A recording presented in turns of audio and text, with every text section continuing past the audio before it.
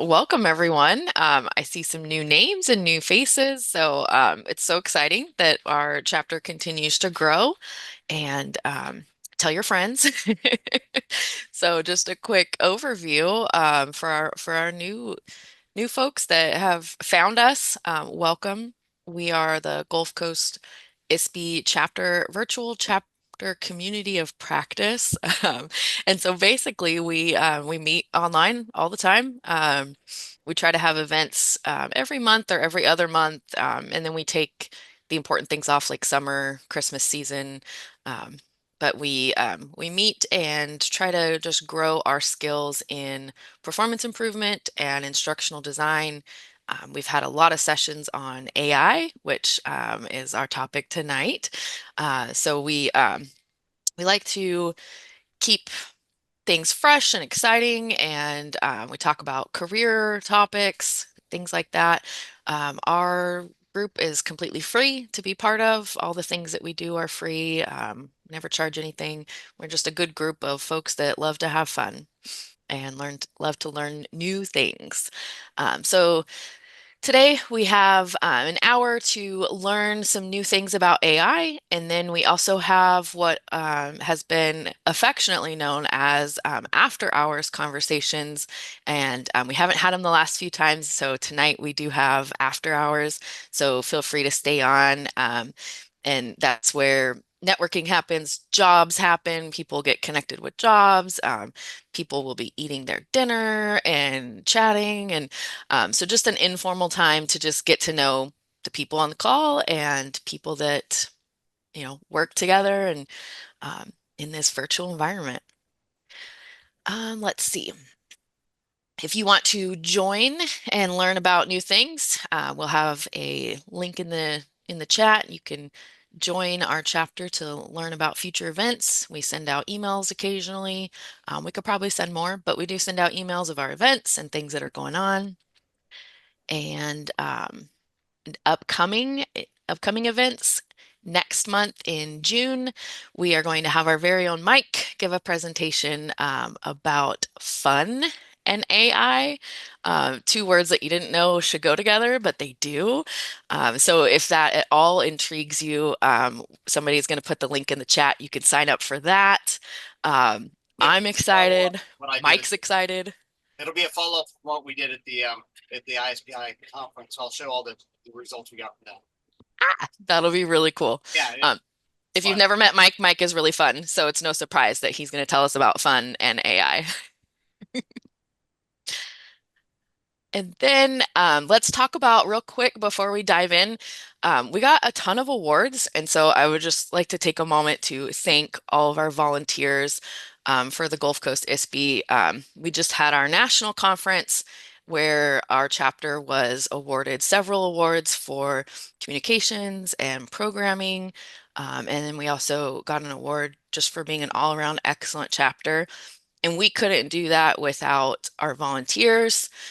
So many people behind the scenes work to make things happen that you might not know about. And so we have just a really good group of folks that work together to make sure we're finding cool people to give us presentations like tonight, where we found Rachel.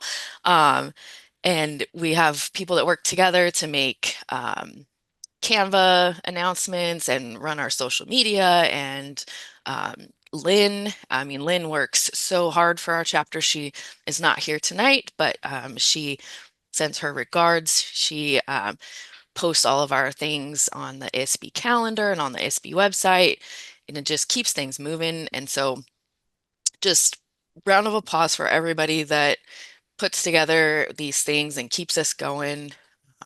Randall, shout out to Randall who makes our videos and they look good. If you haven't seen our YouTube channel, head over and look at that.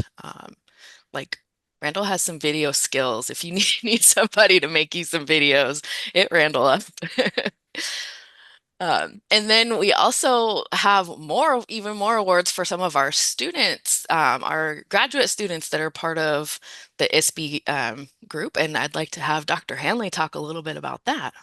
Oh yeah, no, and first of all, and a shout out to Nicole. Nicole and Lynn are amazing with everything that they're doing with the chapter. So huge shout out to Nicole too. So just real quick, so proud of the students from University of West Florida that participated in the ISPI case study competition. There's several online now, Caroline and Tracy and Randall. So had two different teams that competed, the Handley and the Argonauts and the HPT Ninjas. And they just did a fantastic job. They worked so hard all semester. I think when they were in the midst of it, they were going, oh my goodness, I cannot believe how much work this was. But afterward, just the reflections and the mentoring that everyone that's here just interacting and being just so open to helping and just being part of this the students' growth and mentorship. So just amazing. So a huge shout out to the students and everyone involved in this case study competition. And Derry did an amazing job in bringing that back to ISPI, and she did a tremendous amount of work with that. So anyway, so very exciting time. Kudos to everybody that went, and I got to see the case study presentations, and I was blown away. So you guys did a fabulous job on that, and all that work. It was good on the job training, and I was blown away by everybody's presentation. That was great. Okay, so AI. AI is only as good as you use it, and I learn every day new things that you could tell AI to do for you. So I am so excited for Rachel to speak to us tonight about different prompts and because I mean, I don't even know, how do you keep track of all the different prompts and all the different things you could tell AI? So I've got my notepad ready. I'm ready to learn. Rachel, I am so excited that you're here. I saw you present at the big conference in Jacksonville, and you're so dynamic and so amazing. So, um, I would love for you to give us a quick overview of who you are for people that haven't seen you in real life. I know you're a Chief Innovation Officer at Ansrsource. You might have to tell me what a Chief Innovation Officer does. Just quickly brag about yourself, and then I'm gonna turn it over to you. So a chief innovation officer gets all the fun stuff. If you love change and you love new, then you get all the fun stuff. If you like to have any stability in your job, don't be a chief innovation officer. But for me, it means every single day is super dynamic. I spent the first part of my career as an engineer, and engineering is pretty like it's fun because in my case I was designing power plants for boats. And so that was fun because it was like a really neat way to utilize creativity and things along those lines, but it also had sort of limitations on how far you could go because realistically, like we designed an aluminum block engine and that was really, really cool. But that was 2 years of work to design an aluminum block engine by the way, I'm very old. Um, but that was back in the early 2000s, I guess. Maybe late 90s, late 90s. Wow. So anyway, um, then I went on to lead the global learning team for a large power tool manufacturing company, Hilti, and worked through that, learned a whole lot of things, took kind of a little shift in my engineering world into that. Still Swiss-based company, pretty cautious. I always felt myself it was like I was, I don't know, in a pillowcase pushing against all the edges and not quite able to get out. And decided to change the direction I was going and write a couple of books, um, which are still not finished, because I found this opportunity and I found a job that lets me try new things. So we can, for example, have a challenge where we had a client who um, needed they needed to be able to rapidly develop courses, and yet keep quality high, etc. And I get to figure out how to do that. Or we will have, a desire to do an automation and create things that move a little faster. I get to figure out how to do that. So every day is different. Some days are more different than others. So today was one of those days where I was like, oh my God. So I will admit that I built my slides I literally was telling one of my coworkers at now 50 minutes ago.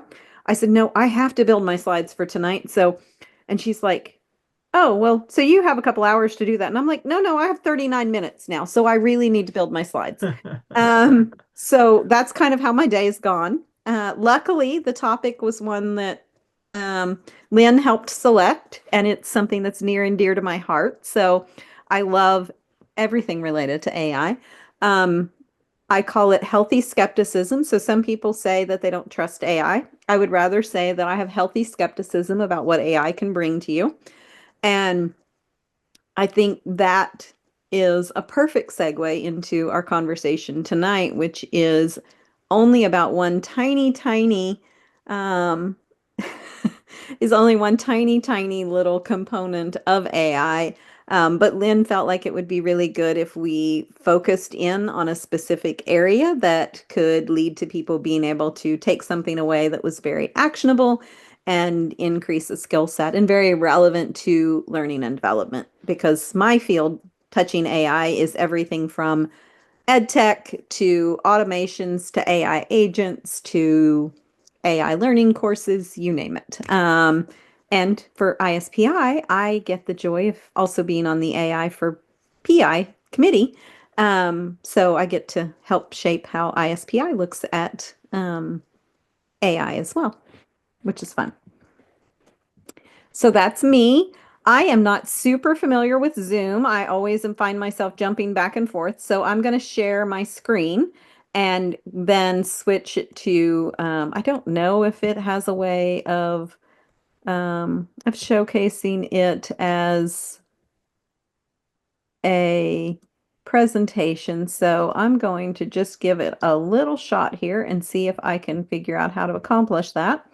And I would need some feedback, verbal preferably, as to what you are seeing right now. We're seeing you in front of your presentation. Wonderful. That's so cool. How'd you do that? Great. Is it called Well, Spotlight? no. So when you go to share an application, it lets you choose how you want to share that application. So then you can choose to have yourself next to it. I can actually switch it around a little and show So cool. you. Your face is on your slide. It's really cool. Yes, so that's what's supposed to happen, but again, it's one of those things where you can do it side by side. So I'll stop sharing and then share again a different way so you can kind of see the differences. So this should put me in the bottom corner and my screen up top, so it's like I'm doing a presentation in front of a large room, which is also one of the options in your share functionality. And then the last version puts me side by side with my screen. And so you see this version a lot of times in webinars and things along those lines where they want to show their slides, but they also want you to be able to really spotlight the person who is talking. So Always learn something new. there you go. So anyway, when you go to share, if you're sharing, it gives you that option for your desktop or screens, etc. And you can also share your application windows. And you can do the exact same thing when you share your application windows. So, it doesn't limit you as far as that goes as to how you want to. It's probably one of the best things about Zoom, is that it really doesn't share. It doesn't limit you on how you can share. It lets you have a lot of different opportunities. So that should be me in front of my screen, hopefully.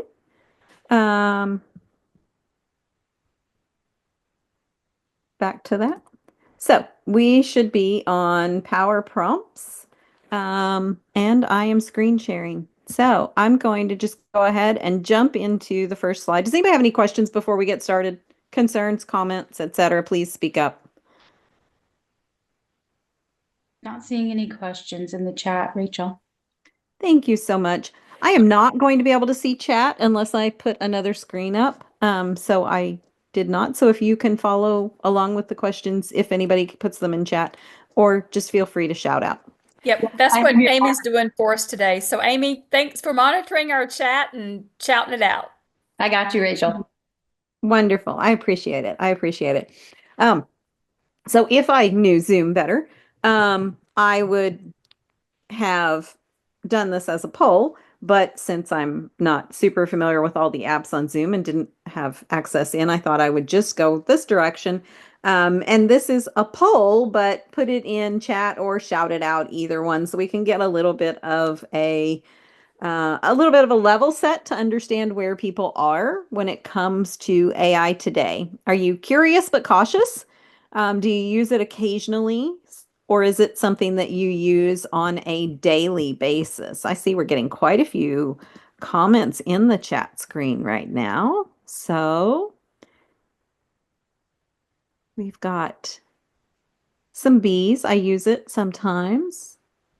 Mike uses it as part of his daily workflow, as does Nicole. Excellent. So it sounds like we're a little more open to AI than maybe some people are, which is good. That's a very positive thing. I like hearing that. So in that case, I don't see any. Oh, we've got Mike. Mike said, so curious but cautious. So Mike, I'm gonna pick on you a little. This is Mike Isabelli. I'm gonna pick on you just a little bit, and I'm going to ask if you can explain what you're curious about, and what makes you be cautious. So the reason I'm here is because I am just entering this world of AI. So what's the curiosity piece is, how can I use it as a tool? How does it work? Things along those lines, right? So it's kind of some basic blocking and tackling, if you will. The cautious piece is this an extension of the internet, and you have to be you kind of have to take the results that you get with a grain of salt and do some other analysis on it, right? You do. You do. Yes. And we'll talk about that in the course of today. That's an excellent point. So I have been told that I can't say that AI lies, that that's an inappropriate statement to make. So instead, I use the technical term in the AI world, and that is that AI hallucinates. I'm kind of one of those people who tends to be a little bit of a straight shooter, so I'm just going to say AI lies. Check, double check. If it gives you a link, go click on the link. Don't just copy that link in and say that was the source that was cited. Click on the link and go find out if that content is actually on that page.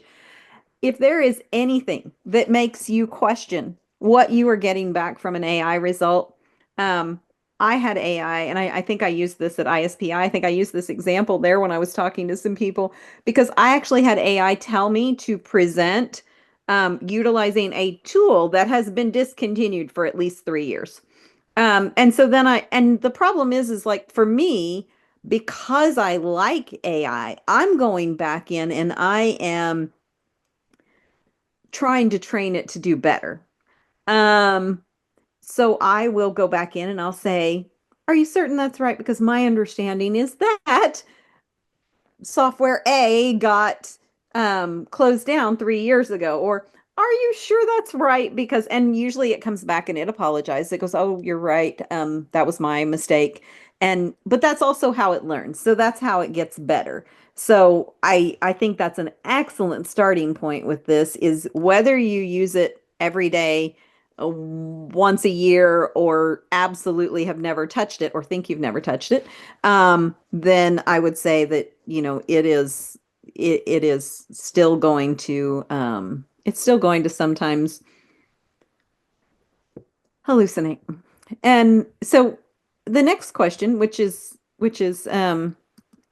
linked. I'm going to go ahead and pop up the statement there, is that AI isn't magic. It needs you to lead. So how many people have Alexa or Siri, Siri? Don't want to say that too loud or she's going to answer me. Or Google Assistant or Bixby or any of those. How many of you have something that helps you turn on your TV, switch the channel, turn off your lights, things along those lines? Got a couple people in chat. Okay, so Connie's got several but doesn't use them. Nicole's says they're scary. So for most of you, you're saying that those AI assistants are not a part of your life, which is interesting. Randall says that he definitely uses it.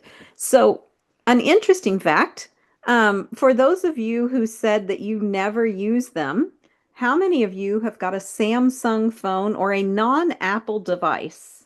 Anyone? All right. So the joy of Apple is that with Apple, you can turn off the fact that it is listening to you. You can actually set that up in your phone when you set it up, and you can require that either it never listens to you or that it only listens to you if you request its attention. You do have to manually set that. I want to clarify, like it's not automatically turned off. The interesting part is that I see many people who then have now accepted Siri intelligence on their iPhones, but they had that setting that said it can't listen to them, and they didn't realize that it is actually negating that setting by doing the latest iOS upgrade and is now AI intelligence on their phone, which is following along with the things that they're looking at, etc. Having spent about 20 years of my life in Europe, data privacy is like a really big deal for me. And so it is something that here in the US, we're far less aware of. So in Europe, there's actually the AI Protection Act, which went into place February the 2nd of this year, the day before my birthday. Although they do have, I think, 2 years to actually comply with all of the regulations, all the companies that are doing business in Europe. But that's something to be aware of.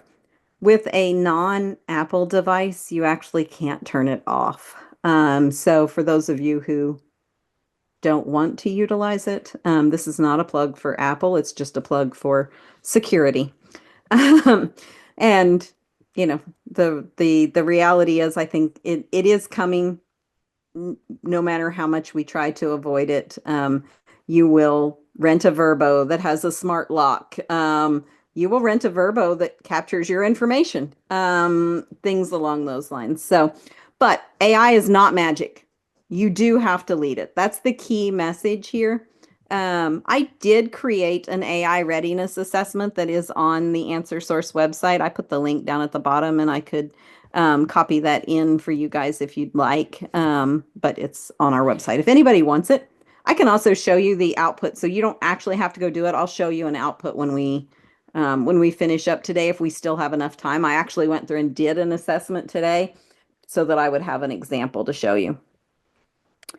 But let's look into prompts. So fun fact is that prompting up until this year so last year and the year before, 2023, 2024, prompting and prompt engineers were actually one of the biggest jobs that were out there and available. They are not any longer. So now people are really expecting everyone to have prompting skills. And so I'm giving some tips in here about ways that you can prompt. And these are super basic, but I promise that's what makes it easy to remember, and that's what's going to make AI and prompts easy for you. So the first thing you have to do that a prompt engineer knows is that you've got to define the role. So if I'm trying to state that I want help from a business consultant, I have to say act as a business consultant. And then I have to give it context. So I have to say, what is the environment I'm in? I'm working with a not-for-profit, non-governmental organization who is attempting to bring water to a country in Africa. My intent is to help them get volunteers trained and ready in order to be able to work within that environment. And my output format is that I need you to help me design a communication plan and digital learning content in order to make that happen. So that's role, context, intent, and output. every single prompt you do needs to have those. And we'll walk through some examples. So don't stress over like whether or not that's very, very clear to you yet. We're actually going to take a look at a couple. So if our goal is to develop an effective learning course on time management, and I stated create a course on time management, would that be a power prompt? Mike's shaking his head no. I can see him because he's on screen. I've got a couple of comments coming in. Just a nope. Okay, so how could we make that better?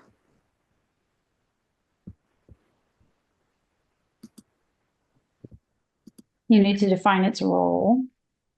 Okay. No context, there's no role.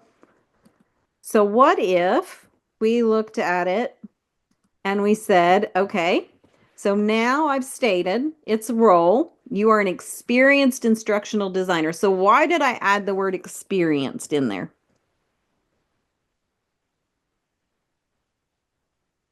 I think it's because you wanted to give you a refined course. I mean, something that's better and look at it from an instructional design perspective, which would be what's the objective, what's the outline, what's the goal. So now when you interact with it, you give it the context, but be an experienced person who does that for a living. Yeah, that's why I think. Yeah. So what it's going to do is when I say experienced, it's going to go now and start drawing from anything that it has been able to find with people. And I can specify, I can say you are an experienced instructional designer with at least 10 years of experience.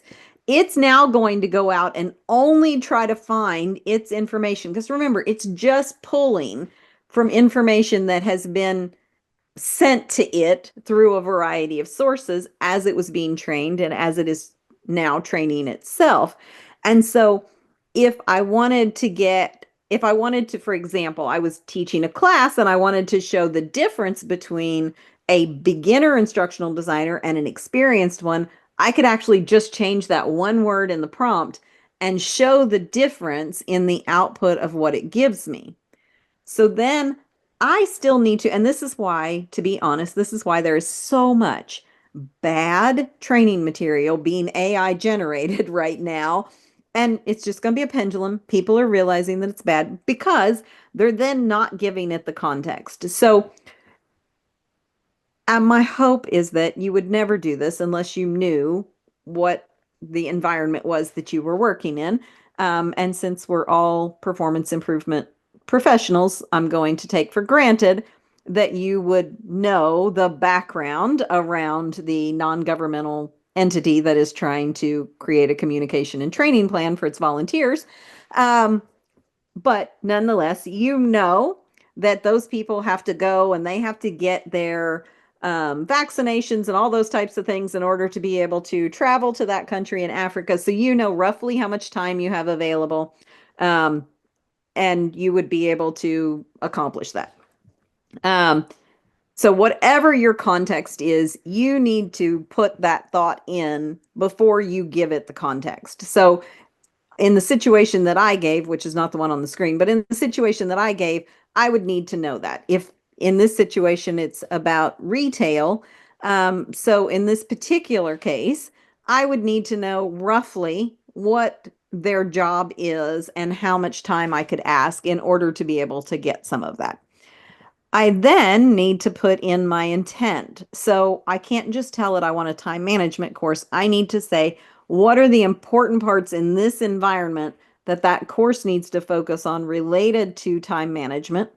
And then I want to output whatever it is that I want to output. So in this case, I want an outline, I want 2 or 3 objectives per week, and I want some suggested format. Now notice what I did not say. Anybody notice something that I didn't say in that output?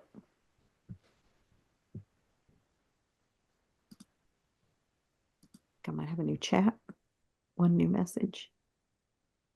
Oh, I love that, John. You're a time management expert. That's a great one. That would be a great way to build a better, that's SME based. And so what I may want to do is I may want to go in there and I want to say that you're drawing from a time management expert. Or I may want to, as I'm developing the content inside it, put that in. I would be cautious with telling it to be a SME, a subject matter expert, because you're going to lose the instructional design component. So it's kind of, you want AI to bring what you can't bring. If you're already an instructional design expert, you may not want to tell it to act as an instructional design expert, because it might be just about as fast for you to do it. And Jesse, yes, you mentioned how to evaluate and measure success. And so I think from that perspective, that is an excellent point, is how is your stakeholder who you're working with, how are they going to measure success of this? Like, is how are they going to know that these people are better at being time management?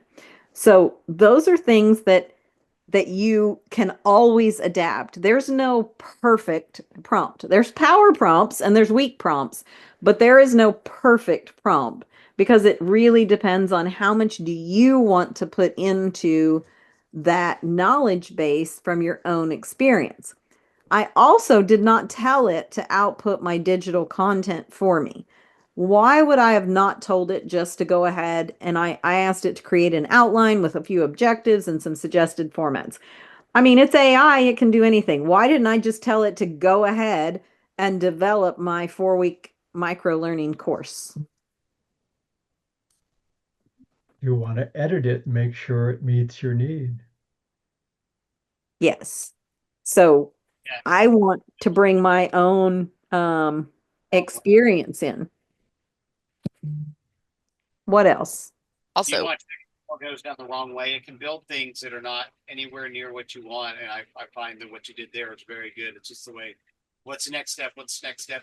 Because you've seen those long returns that are like 5 pages long.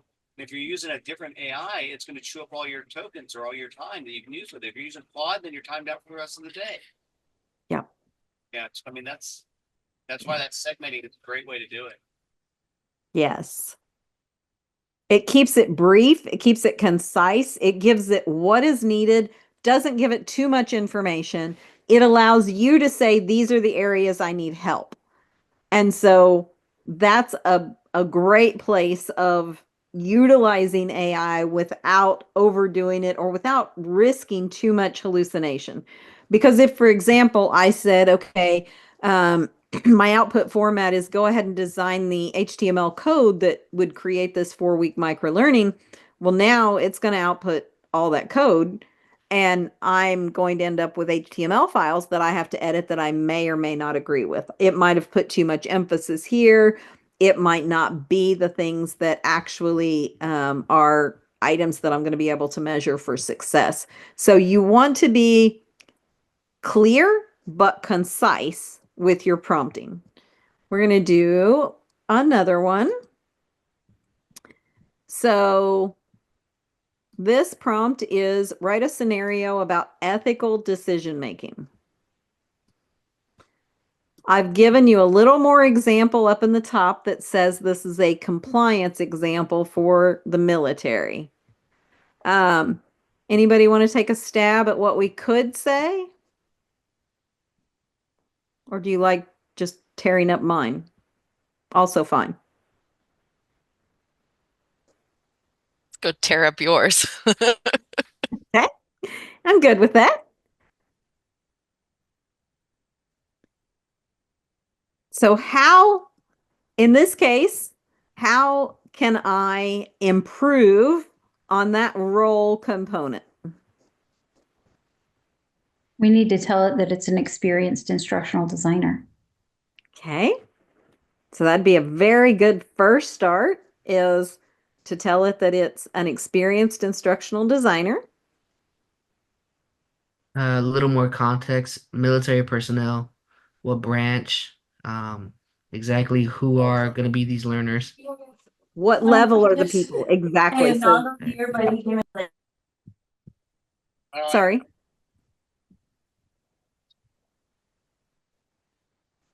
What I would put in, I mean, when I do the military work, they usually always give you some reg or some book of doctrine of how they want to do it. I just have it reference that or load that in and tell it to make sure it pulls content from that or complies with regulation 2714 or whatever it is, because they already have a requirement. And I put that in the context or the intent area, because if I don't do that, they're going to catch it later on anyways. And usually you can pull the content from that.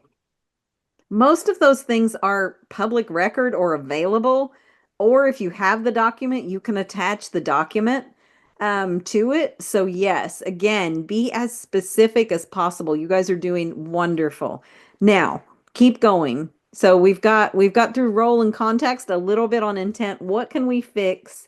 What else could we fix in intent, and what can we fix in output format?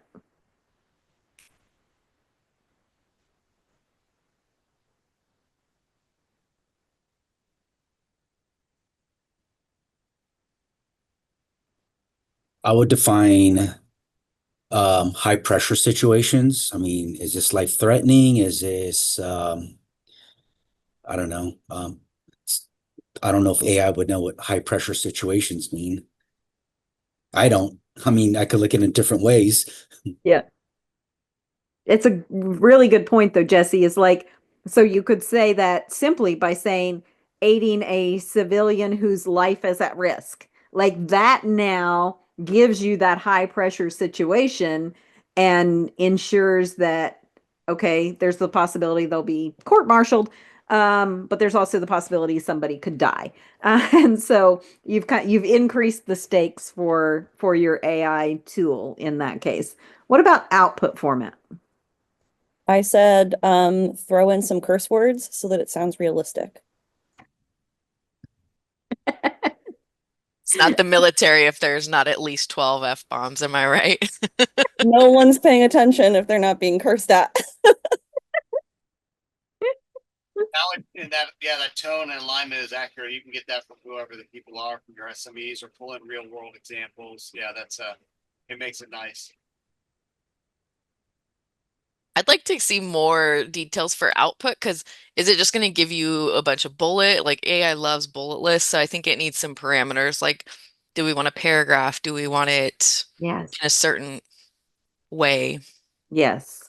But I would if I was to do it, I would actually tell it to do an after action report as in the military format that it was. So that's what people are used to reading, is documents that are like, hey, this is a after action report of an incident that went right or wrong. So you have to produce things that they're used to doing, because they can produce those things off of other things that are already there, especially if you know the context is military related.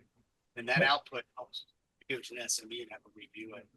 And then they know what I would add in whether it's targeting, sort of street soldiers or high-level executive brass.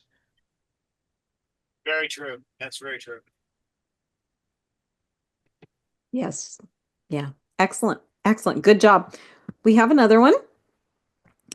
This one I have not added the orange blocks in. So guess what the first, this is in higher education. So the first thing to do is define what are the components. So do we have role in there? You are a professor in a particular field, so you have to pick a field. So you're a political science professor designing a reflective activity for junior or senior college level students on social change management in foreign countries in the Southern Hemisphere, something like that. Mm-hmm.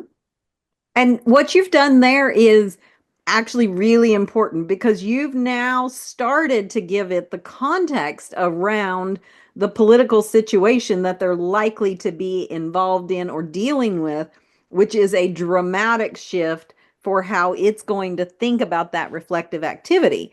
And if you need to give it more information on that, and you could say things like, Southern Hemisphere, refer to X that is currently occurring in that environment, if you feel that's important. Okay, so then we've given it a much better context, and we've given it the role. Have we given it intent?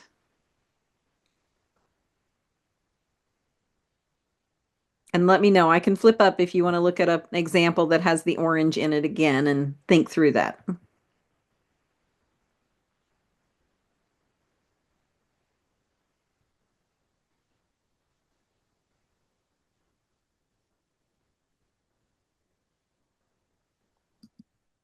I'm just going to go ahead and jump up. So in here, remember, intent was we wanted it to develop a realistic situation.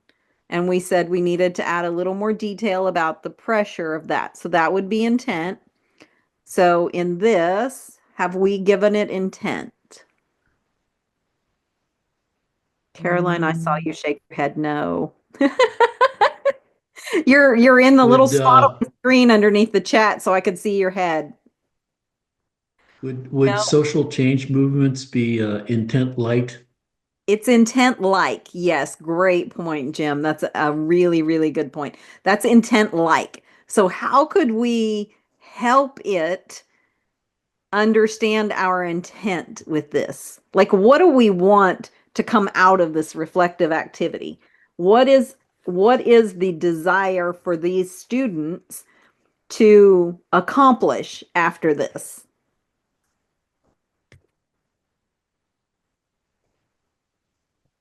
I would Think. say to be able to discuss the pros and cons of a particular social change movement. Excellent. It really doesn't matter what it is. It's Right. just that you've got to get it to that point. You've got and too often we stop and we don't give it enough information and then we get frustrated because our results are crap. But the reality is that it's on us. We're leading this dance. And if we don't carry through and say and you can even, if sometimes I will do this, and that's actually one of my last slides is sometimes I think I included, sometimes I will literally just tell myself this and I will be like, okay, read that. And even if I have to like type it into a notepad and put, role, context, intent, output, I will do that so that I remember that I've covered each one of those steps. So my output, I've asked it already to create 3 open-ended questions. And I've told it as well, avoid yes or no questions because I want to be reflective. So I'm like, oh, this is good because I'm asking, I want to have open questions, not closed questions. What could I change about the output in order to be more clear so that the AI tool that I'm using would be able to give me higher quality results? Assuming I've already fixed the first 3 items.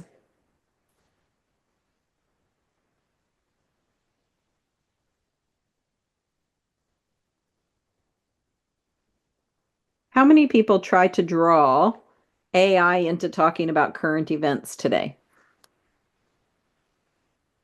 What's current to AI? Am I talking about just 2024 and 2025? Am I talking about the 2000s? Is there specific current events that I actually wanted it to be linking it to? Yeah, the 60s, for example. Well, you need a time frame, right? Yeah. And what kind of events? You don't specify the events. Yeah. Like, are you talking about the papal conclave, or are you talking about, who Right. knows? And can it find that? And so that's the other component, is that depending on which AI tool you're using and whether you have paid or unpaid subscriptions, all of these things are affected.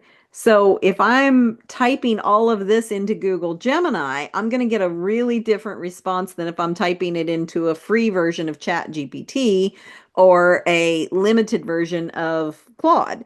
And so you need to know your own situation. What's the tool you're using? What is it going to look at and consider as a current event? So a free version of ChatGPT will drive you insane because it will stop at like 2022. And so then you're frustrated because you're like, no, I know there's more out there than this. And then you go, well, what about what happened in 2024 on this topic? And it's like, oh yeah, right. But because it's primarily was trained on older material, everything feels current to it.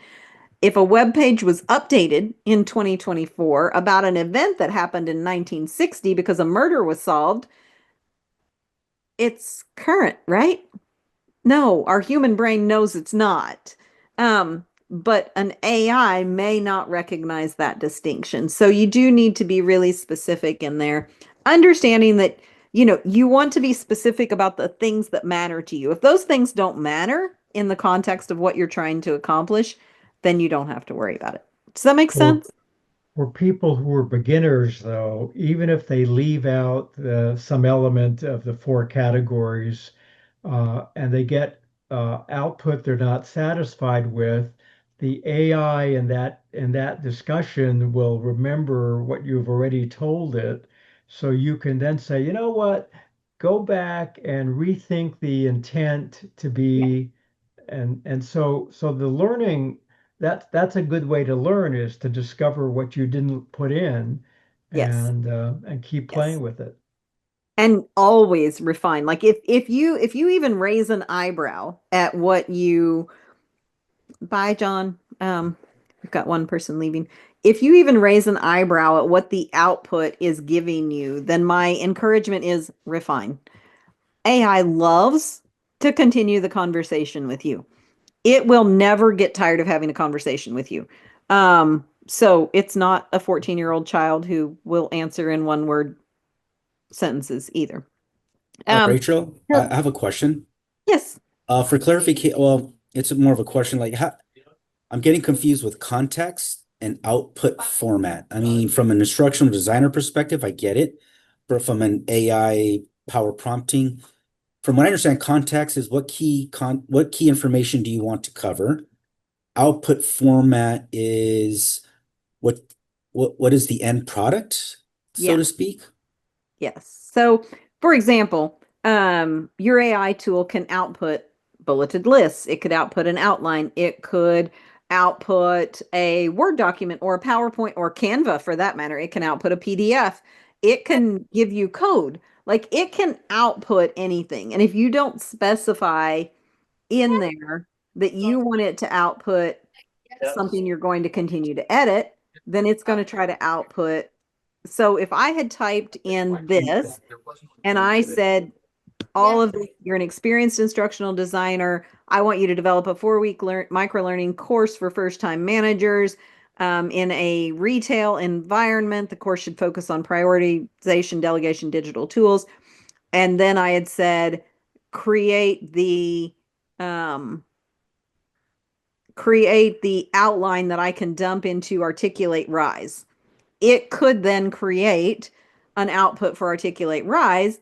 And I could even say create the outline for Articulate Rise and include video scripts for 3 videos within these courses or 1 video per. As long as I'm specific about it, it can do that. So that's where context is, what does it need to know about my audience, about my situation, or about where I'm going to use that?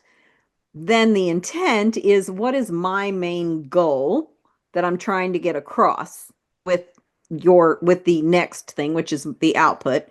And the output is, how do I want to receive that? Do I want a Yeah, I mean, and I'm very specific when it comes to this a lot of times because I will be like, I want 3 paragraphs of no more than 150 words total. Um, because I don't want pages and pages of text. And AI, somebody just posted that says AI loves, Mike Van Dyke posted, AI loves to talk. Yes. Um, I mean, if you give it the chance, it's going to dump you with pages of material in things that you probably didn't actually, at least for me, most of the time, I want it to act as my sparring partner. I want it to help me pull out my knowledge. Whole nother story there because I'm creating a Rachel GPT that I'm fighting with right at the moment. So we're arguing over how accurate it is, which is fun when the AI tool thinks that it is answering accurately. And I'm finding that I like its answers better, but I wouldn't necessarily say they're more accurate. They're more balanced than mine are. But So that's the situation there. Is role is what role does it play? Context is what is the context of the situation that I'm in? Intent is what is my goal? What do I think is important to bring out? And output format is how am I going to be happy with what you give me? Did that help, Jesse? Thank you very much, Rachel. Appreciate it. Rachel, I'm curious about media literacy in AI, especially the prompt where you're asking it to relate to current events. And I'm thinking about, if you read two news stories about the same current event, you will get two totally different spins depending on the news outlet. Yes. And a person, needs that media literacy to ask the right questions and to really get curious about like, what am I really learning here? Like, what are these people really trying to say? And strip all the bias away and say what actually happened. So just curious if you have any tips on that or how to handle it. So yes, and my dad used to laugh at me because he thought it was hilarious that I use Flipboard to curate news so that I can get news from lots and lots of different channels for that exact reason, because I like to see all the different spins that people are putting on information in today's world, that we no longer have a Tom Brokaw and a Walter Cronkite, who is probably people that some of you don't even know. And so because of that, I tend to, when I write prompts for things like this, I would tend to either specify. So I use a lot of links that I'm posting in. I will specify. I actually really liked Mike's point about adding in the guidelines. If you know what the guidelines are, if there is a specific source that you want to draw from. Or if you want a balanced opinion. So sometimes I will like tier prompts. So I will go evaluate this topic using as diverse of a set of news articles as you can find. Give me the summary of what that is and tell me what the differences are between those things. And then I will take that and I will utilize that to prompt the situation in the next item that I'm doing. And that's really fun because you can actually evaluate different ways, which is why I'm making the Rachel GPT too, because I'm evaluating how do I respond to situations versus how does my AI respond to situations. Um, and so it's just interesting then to see. But again, I still want to keep cautioning all of us. It lies. So use it with caution. Like, do not anticipate that because it gives you three open-ended questions, you still have to use your brain. You still have to use whether it is 5 minutes of experience or 5 decades of experience that you're bringing to the table. Your human brain needs to come into this equation and draw on your experiences, your knowledge, your instincts, because while AI can mimic empathy, it doesn't have empathy. While it can mimic experiences, it doesn't have experiences. And so it's not drawing from those things and modifying the context. So to go back to the question a minute ago about context, that is part of the thing that I have to put in is what's the situation that I'm in and what is my intent in this? Am I trying to bias the outcome in some way or another? And a funny one is like I use Midjourney to create images a lot of times, and one of my either ChatGPT or Midjourney, and one of my colleagues was saying, well, yeah, but it always puts out males with white skin. And I'm like, oh, that's funny. Mine doesn't. And so we both shared our screens and used the exact same prompts. Well, because most of the time when I'm looking at things, I'm looking for diverse populations of people. Mine is automatically reaching for diverse populations. And theirs was automatically reaching for white males. And it was one of those things where it was like, oh crap. So unknowingly, I have given my tools a bias toward diversity, and they had given their versions a bias toward white males. But neither one of us recognized it because to us it just felt natural and normal. Bye, Jim.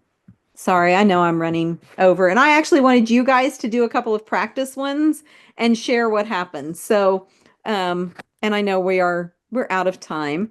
So what I might do is, if it's okay with the team who is being so wonderful to support in this, and I didn't get everything done, so I'm just going to ask, and I don't know who for sure I need to ask Nicole, maybe, Yeah, if go ahead. okay if I follow up. So I had an activity at the end that we're not going to have time to do because we've had great conversations, which is wonderful. And so that activity was like for everybody to try to write one inside your chosen tool. Can we do that as like a follow-up activity since I talk too much? Me and I've AI. I've been taking notes over here. Yeah.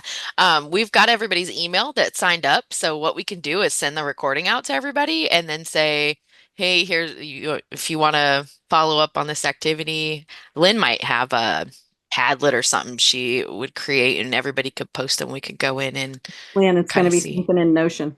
Notion, yep. Lynn, Lynn loves Notion right now. No, I love Notion too. So it's a Yeah. good, it's a Yeah, good. we could totally take this offline and do some follow-up activities and I think seeing what other people come up with would be kind of cool. Yeah, sorry that I didn't manage my time well. I should have taken my time management course, so apologies for that. And if anyone wants to follow up directly with me, feel free. I love connecting with people. I love talking about AI and innovation in general and learning and development. So my passion is really trying to enhance the field of L&D. And so I'm more than happy. I have lots of these little tips and tools that I freely share. Oh, and I did say I would also put the link in case you want it.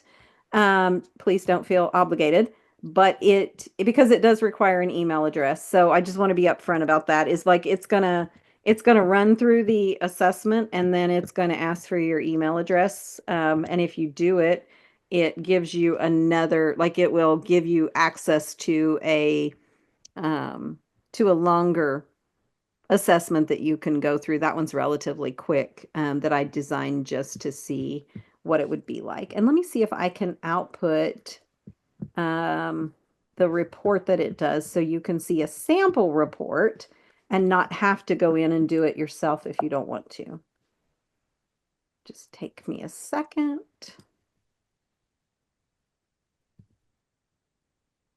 And I will. It's after hours too, where we play with the stuff, because I mean, I lost track of time. I was in such a flow with you. It just, I didn't I'm realize. sorry. I know. Same. No, it's awesome. Me too. Uh, I'm loving it. Learning so much from this. Wonderful. I am glad to hear that. Learned I'm new gonna AI stuff and learned a new Zoom presentation trick. Holy cow. Changed my world today. so I'm gonna see if this lets me put a document in. If not, I will send it to, I don't think it does it? It'll take Oh, file. PDFs. Yep, it does. File from my computer. And let me just go grab it really quickly. And then I will make sure that you guys have that. There we go. Okay. So that's just a sample so you can see what that assessment does. That way you get the questions as well. And so you don't have to put your email address into Ansrsource's site to see. You can just imagine it and go through it yourself and go, oh, that's where I would have rated on that. There we go. That's my Awesome. extra gift. We love free gifts. Not only the gift of knowledge, but a little gift as well. Thank you so much for sharing with us for this past hour. Genuinely appreciate it. Definitely learned a lot. And just thank you for your time.